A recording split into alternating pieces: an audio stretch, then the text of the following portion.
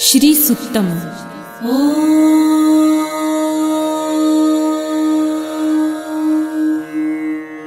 हिरण्यवर्णां हरिणीं सुवर्णरजतस्रजां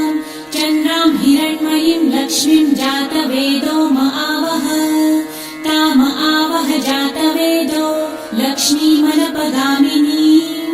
यस्यां हिरण्यं विन्देयं गामश्वं पुरुषानहम् अश्वपूर्वां रथमध्यां हस्तिनादप्रबोधिनीं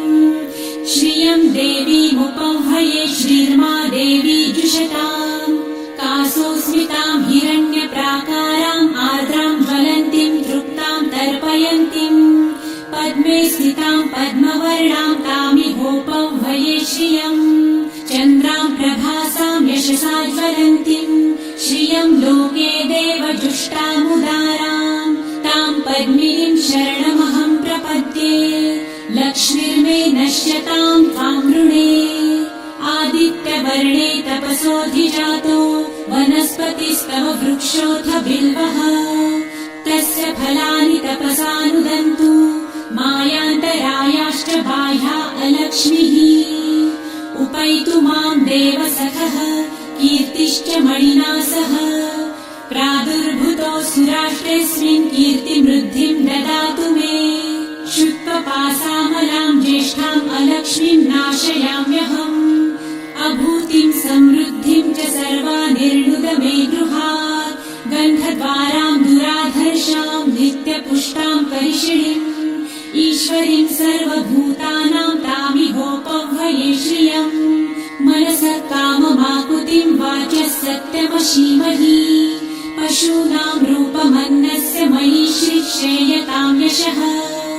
कर्दमे प्रजाभूता मयि सम्भव कर्दम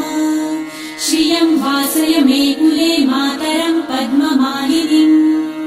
आपसृजन्तु सिद्धानि चित्रितवस मे गृहे निज देवीं मातरं श्रियं वासय मे कुले आर्द्रां पुष्करिणीं पुष्टिपिङ्गलां पद्ममालिनीं चन्द्रां हिरण्मयीं लक्ष्मीं जातवेदो म आवह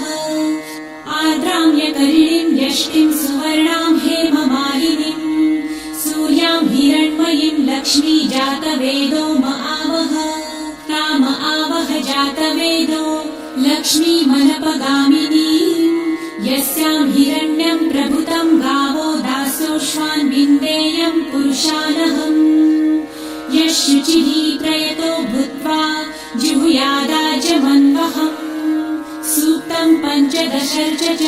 श्रीकामः सततं जपेत् पद्मानने पद्म उरु पद्माक्षी पद्मसम्भवे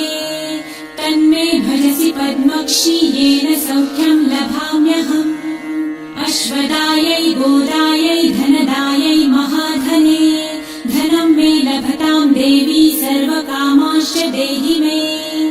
पद्मानने पद्मविपत्रे पद्मप्रिये पद्मदलायताक्षी विश्वप्रिये विष्णुमनोनुकूले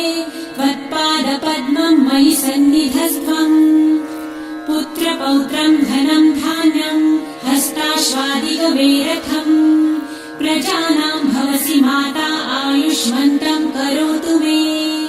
धनमग्निर्धनं वायुर्धनं सूर्यो धनं वसु धनमिन्द्रो बृहस्पतिर्वरुणं धनमस्तु मे वैनतेय सोमं पिबतु वृतः सोमं धनस्य सोमिनो मह्यं ददातु सोमिनः न क्रोधो न च मात्सर्य न लोभो नाशुभामतिः भवन्ति कृतपुण्यानां भक्तानां श्रीसूक्तं जपेत् सरसिजनिलये सरोजहस्ते धवलतरां सुखगन्धमाल्यशोभे भगवती हरिवल्लभे मनोज्ञे त्रिभुवनभूतिकरी प्रसीद मह्यम् विष्णुपत्नीं क्षमां देवी माधवी माधवप्रियां लक्ष्मीं प्रियसखीं देवीं नमाम्यच्युतवल्लभाम् महालक्ष्मीं च विद्महे विष्णुपत्नी च धीमहि तन्नो लक्ष्मी प्रचोदयात् श्रीवर्चस्वमायुष्यमारोग्यमाविधाच्छोभमानं महीयते।